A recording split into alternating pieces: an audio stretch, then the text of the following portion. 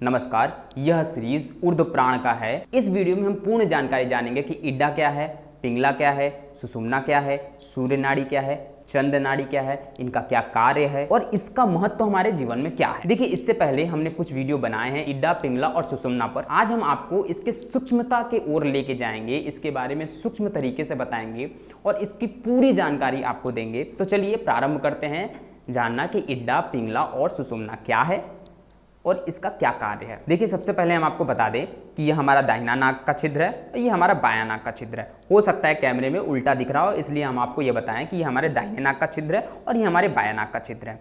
तो जब भी हम इस नाक को टच करके कोई भी चीज़ बताएंगे तो आप समझ लेना कि दाहिना नाक है और इधर बायां नाक का छिद्र है। अब समझते हैं सूर्य नाड़ी और चंद्र नाड़ी किसे कहते हैं। दाहिने नाक के छिद्र से लगा हुआ नाड़ी सूर्य नाड़ी कहलाता है। आप ऐसे समझो अभी फिलहाल के लिए।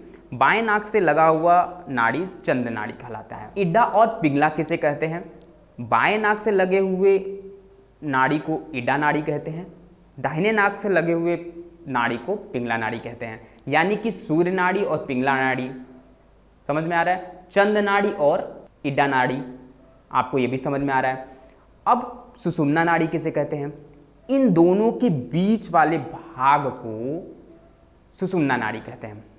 इतना आपको क्लियर होगा। अब इसके कार्य कहाँ है और ये हमारे शरीर में कहाँ विराजमान है। देखो, वैसे नाड़ियों का जो संबंध है ना, वह साइंस के माध्यम से कहीं पर भी नहीं है। यानी अगर हम अपने शरीर को काट पीट के देखेंगे ना, तो हमारे शरीर में कहीं पर भी नाड़ियाँ आपको दिखने को नहीं मिलेंगी। यानी इड्डा, पिंगला, सुषुम्ना ऐसे कोई भी नाड़ियाँ आपको नहीं दिखेंगी।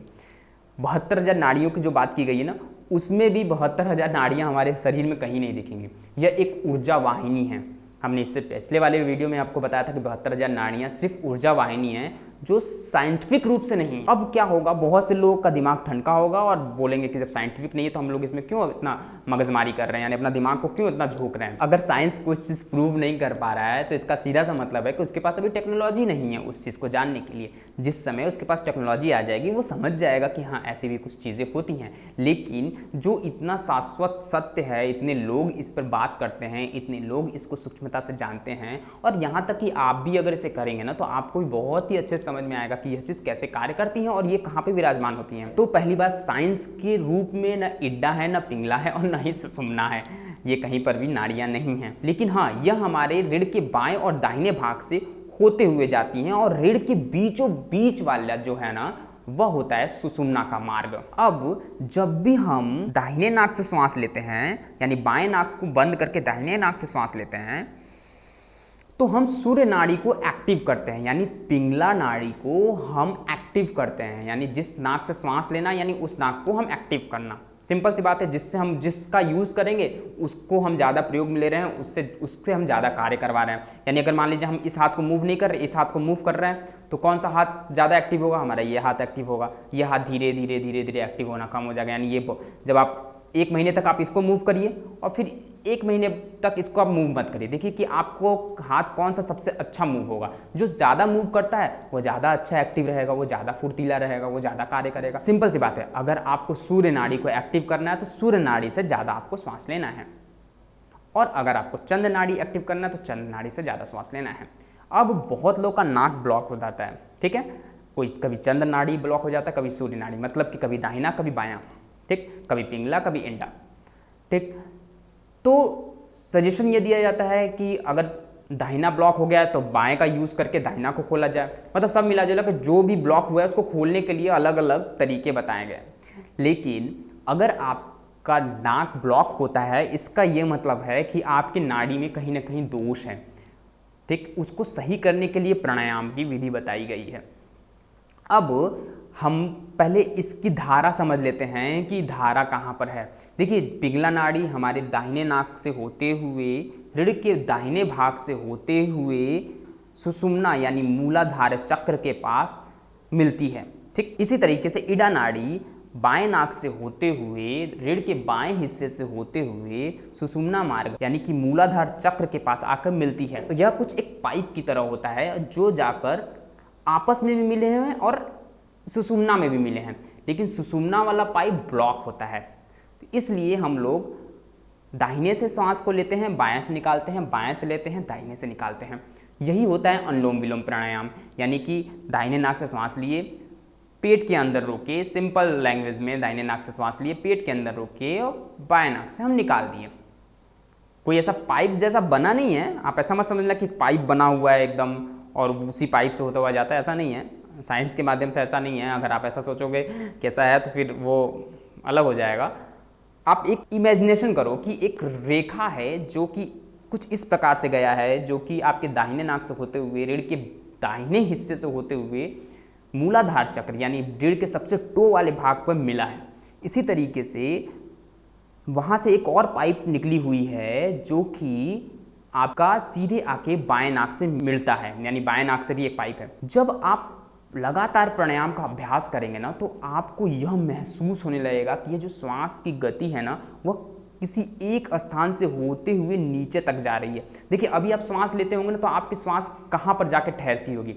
आप खुद ऐसे चेक कर सकते हैं कि आपकी पाइप कितनी खुली हुई है। पाइप का एक जरिया यानी कि जो नाड़ी है ना उसकी भी खुलने का एक जगह है। जब आप श्वास लेंगे, जैसे आप बाएं से श्वास ले रहे हो, मान लो जब आप बाएं से श्वास ले रहे हैं तो आप श्वास को होल्ड करने की कोशिश करिए। होल्ड कहाँ करना है? जितना नीचे कर सकते हैं, यानी पेट के जितना नीचे आप होल्ड कर सकते हैं। आप देखेंगे ना ज़्यादातर लोग का श्वास पेट के छाती और पेट के सबसे ऊपरी परत पे आके होल्ड हो जाएगा। पेट के अंदर नीचे नहीं जाके होल्ड होगा कभी भी, पेट के ऊपरी परत पे आके होल्ड हो जाएगा। आप बहुत लोग करके देखिए, जितने लोग करके देखेंगे श्वास को लेना है नॉर्मल, आप श्वास को खींचिए और होल्ड करके देखिए कहाँ पर। बहुत लोग ऐसे होंगे जिसका सिर्फ चेस्ट पे ही सांस रुक जाता होगा, चेस्ट से नीचे श्वास जाता ही नहीं होगा। जब आप प्राणायाम का अभ्यास करेंगे धीरे धीरे धीरे धीरे ना तो श्वास आपका पहले यहाँ पर रुकने लगेगा, फिर देखेंगे कि पेट पर रुकने लगेगा, फिर देखेंगे थोड़ा और नीचे उदर के पास एकदम आ जाएगा, पेट के एकदम निचली भाग में, फिर जाके देखेंगे ना तो आपकी रीढ़ की हड्डी तक वह श्वास रुका हुआ महसूस होगा। जब वह श्वास वहाँ तक रुका हुआ महसूस होने लगे ना तब आप समझिए कि आपका नली जो है दाहिने से होकर बाएं और बाएं से होकर दाहिने तक वाला यानी पूरी नली साफ हो गई है। सिर्फ इडा और पिंगला वाला है, ये मत समझना कि सुषुम्ना ज़्यादा है, अभी तो सिर्फ इडा और पिंगला वाला ही नली साफ हुई है, यानी इडा और पिंगला वाला ही पूरी तरीके से खुला है। बहुत लोगों का पूरी तरह से इडा और पिंगला ही नहीं खुला होता है, इसीलिए नाक जाम हो जाता है। अच्छा, इडा और पिंगला का संबंध नाक से भी नहीं है, बट कहीं ना कहीं संबंध है बहुत ज़्यादा। ऐसा नहीं है कि जिनका इडा और पिंगला खुला है उनका नाक जाम नहीं होगा, उस नाक जाम होने का बहुत सा रीज़न हो जाता है, ठीक है, उसके बारे में हम लोग कभी और बात करेंगे। लेकिन जिस समय आपका पूरा श्वास लेने पर पेट के निचले हिस्से में यानी कि मूलाधार चक्र के पास यानी कि बैक जहाँ पे है पिछला वाला भाग, वहाँ पर अगर प्रेशर पड़ने लगे तो समझ लीजिए आपकी पूरी श्वास अंदर तक पेट तक जाने लगी। अब आप सुषुम्ना के मार्ग पर जाने के लिए तैयार हो रहे हैं, तैयार है नहीं, हो रहे हैं।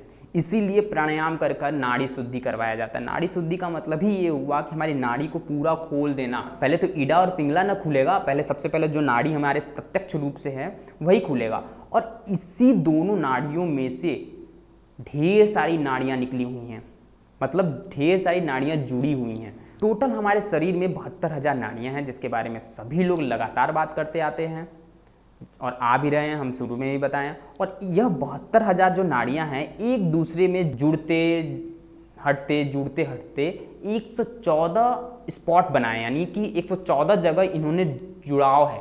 यानी एक नाड़ी का स्थान एक जगह जहां मिल रहा है, मान लीजिए एक नाड़ी, मान लीजिए इडा और पिंगला जहां मिल रहा है वह एक स्पॉट हुआ। अब इनसे निकलते हुए कोई और मिल रहा है कहीं तो वो एक स्पॉट हुआ। इस तरीके से जहाँ पर ये एक एक स्पॉट बन रहे हैं ना, इस तरीके से 114 स्पॉट हैं। लोग 108 मानते हैं लेकिन 114 हैं जो शरीर के अंदर और शरीर के बाहर से काउंट किया जाता है। अब बहुत लोग बोलेंगे ये सब चीज़ें कहाँ से कहाँ पर लिखी हुई है, आपको मिल जाएंगी, बहुत से बुक्स में मिल जाएंगी। अगर आप ध्यान लगाएंगे ना तो आपको बहुत चीज़ें समझ में भी आएंगी इस चीज़ के बारे में। अब थोड़ा सा प्रैक्टिकल में आते हैं हम लोग। तो जब हमारा पहले इडा और पिंगला जब पूरी तरीके से खुल जाए ना तो समझ लीजिए कि बाकी अब जितने उससे जुड़े हुए मार्ग हैं ना, अब इडा और पिंगला से ही जुड़े हुए ढेर सारी नाड़ियां हैं, यानी जितनी हमारे शरीर में 72 जो नाड़ियां उससे जुड़ती हुई जाती हैं, सारी की सारी इडा और पिंगला से जुड़ती हुई जाती हैं लगभग, ठीक है। तो वह भी सब खुलने लगेगी धीरे धीरे धीरे धीरे, और जब सब खुल जाती हैं नाड़ियां ना तब लास्ट में जाके सुषुम्ना नाड़ी खुलती हैं।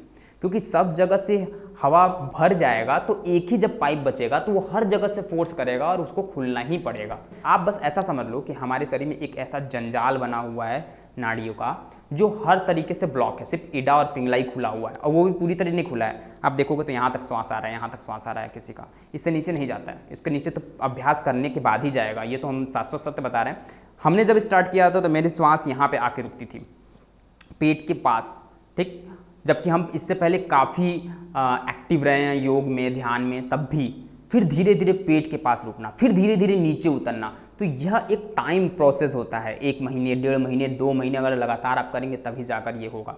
और होता क्या है, जब ईडा और पिंगला जब खुल जाता है, पूरी तरह से आपको कंफर्म हो जाता है, खुल जाता है, और अब आप मार्ग पर चलने स्टार्ट करते हैं, मतलब कि आप बाकी ब्लॉकों को खोलने के लिए जब तत्पर होते हैं ना, तभी जाके आप छोड़ देते हैं, कहते हैं बस इतना हो गया, अब मज़ा आ रहा है, शरीर खुश है। लेकिन यहीं पर आप गलती कर देते हैं, बहुत लोग गलती करते हैं, साथ में हम भी गलती कर देते हैं, कि जब खुल जाए, आपको लगने लगे कि हाँ अब नाड़ियाँ खुल गई हैं, आपको समझ में आने लगे, आपको शरीर में एक आनंद की अनुभूति होने लगेगी, तो बस उसी आनंद में मत डूब जाइएगा, आपको उससे आगे बढ़ना है। यानी कि आपको लगातार प्राणायाम का अभ्यास करना है। अब प्राणायाम बहुत से तरीके की होती हैं, उस पर हम एक वीडियो बना चुके हैं, और आने वाले समय पर हम भैरव तंत्र पर और प्राणायाम के कुछ सूक्ष्मते चीज़ को हम लोग जानेंगे। इसी सीरीज़ में, ऊर्ध्व प्राण के सीरीज़ में ही हम जानेंगे कि हम प्राणायाम के कौन कौन से तरीकों को अपना के कौन से नाड़ियों को कहाँ कहाँ पर स्पॉट करके देख सकते हैं, खोल सकते हैं। वह एक बहुत ही अच्छा मज़ेदार टॉपिक होगा, तो वो इसी सीरीज़ में आएगा, ऊर्ध्व प्राण के सीरीज़ में आएगा।